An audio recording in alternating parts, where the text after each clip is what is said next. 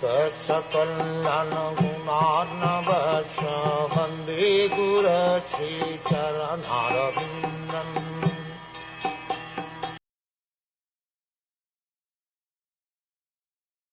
O great actor, my lord, all these poor creatures are constantly perplexed by hunger, thirst, severe cold, secretion and bile, attacked by coughing winter, blasting summer, rains and many other disturbing elements, and overwhelmed by strong sex urges and indefatigable anger. I take pity on them, and I am very much aggrieved for them.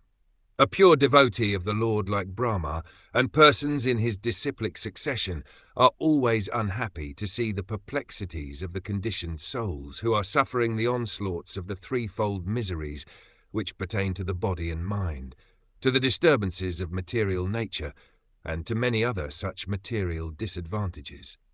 Not knowing adequate measures for relieving such difficulties, suffering persons sometimes pose themselves as leaders of the people, and the unfortunate followers are put into further disadvantages under such so-called leadership. This is like a blind man's leading another blind man to fall into a ditch. Therefore, unless the devotees of the Lord take pity on them and teach them the right path, their lives are hopeless failures. The devotees of the Lord who voluntarily take the responsibility of raising the foolish materialistic sense enjoyers are as confidential to the Lord as Lord Brahma.